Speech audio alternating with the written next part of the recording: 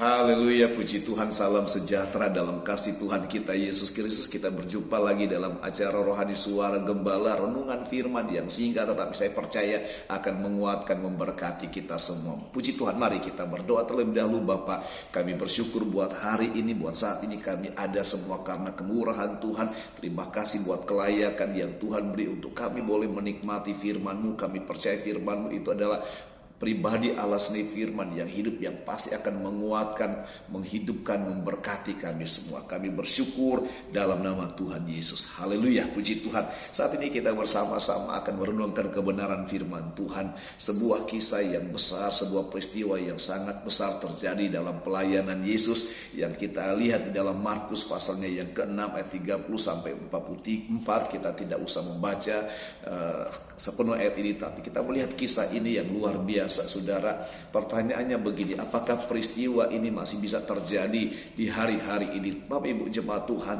saudara saya dimanapun berada, firman Tuhan berkata bahwa Tuhan tidak pernah berubah. Tidak ada bayang-bayang perubahan di dalam Tuhan. Tuhan tetap sama dahulu, sekarang, sampai selama-lamanya.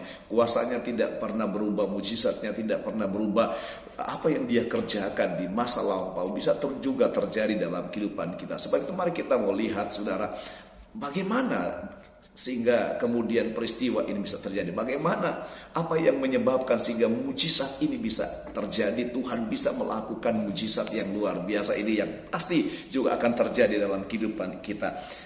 Peristiwa ini dimulai ketika Yesus dalam pelayanan. Setelah dia melakukan pelayanan mujizat demi mujizat, dia mengajak murid-muridnya untuk mengasingkan diri atau untuk datang ke tempat yang sepi untuk beristirahat. Tetapi di luar dugaan di ayatnya yang ke-33, orang banyak tetap mengikuti Tuhan. Mereka tetap mencari Tuhan.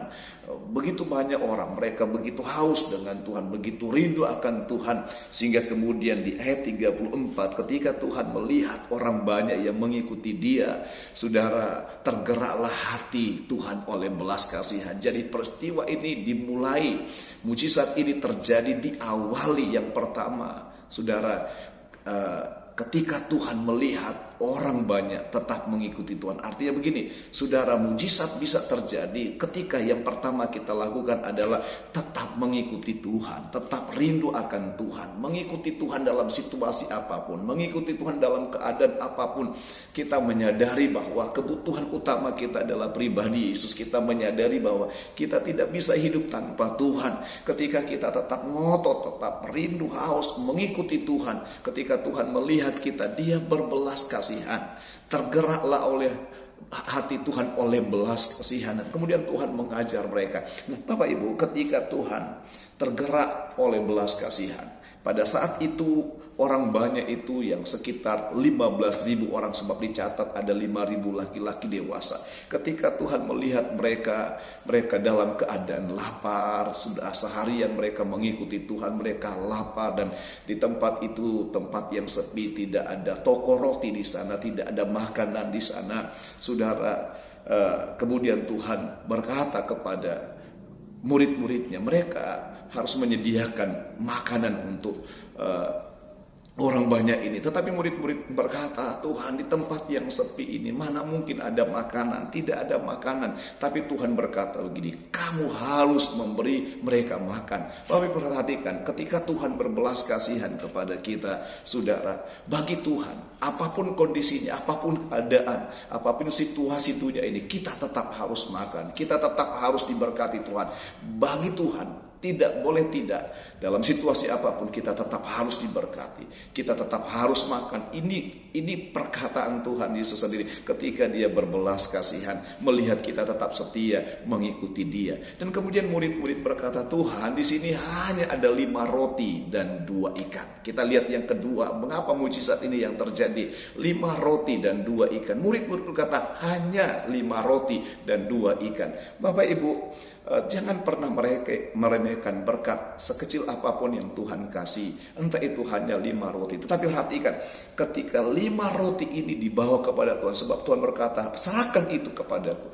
Ketika 5 roti dan 2 ikan itu diberikan kepada Tuhan, diserahkan kepada Tuhan, saudara, dan Tuhan lakukan mujizat. 5 roti dan 2 ikan itu bisa memberi makan 5.000 orang laki-laki dewasa, atau sekitar 15.000 orang ditambah dengan anak-anak dan ibu-ibu. Tuhan mampu memberi makan mereka, dan Alkitab mencatat semuanya kenyang dan masih ada sisanya 12 bakul.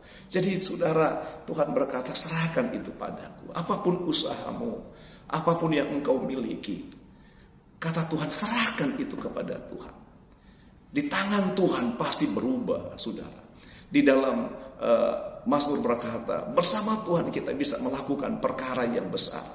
Mazmur juga berkata, seperti anak panah di tangan pahlawan, demikianlah juga kita, saudara, sudah tampil sebagai orang-orang yang menang.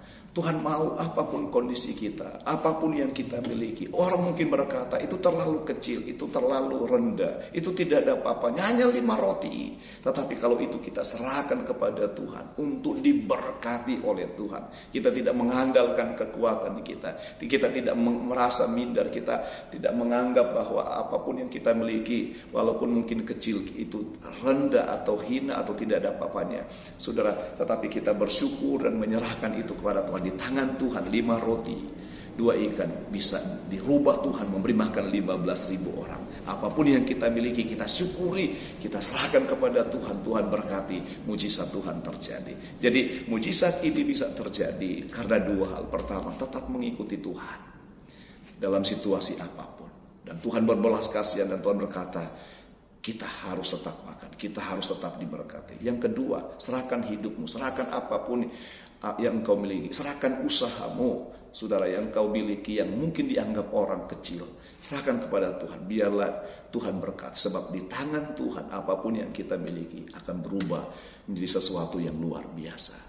Puji Tuhan, kiranya Tuhan memberkati kita semua dengan firman Tuhan ini. Doa saya untuk setiap jemaat Tuhan, saudara-saudara dimanapun engkau berada, Tuhan memberkati engkau, Tuhan melindungi engkau, Tuhan menyertai engkau dalam situasi apapun. Engkau sehat-sehat dan baik-baik saja. Engkau diangkat Tuhan semakin naik bukan turun, menjadi kepala bukan ekor. Apapun yang engkau kerjakan di dalam Tuhan, sekecil apapun, diberkati Tuhan menjadi luar biasa. Puji Tuhan, Tuhan Yesus memberkati kita semua. Haleluya.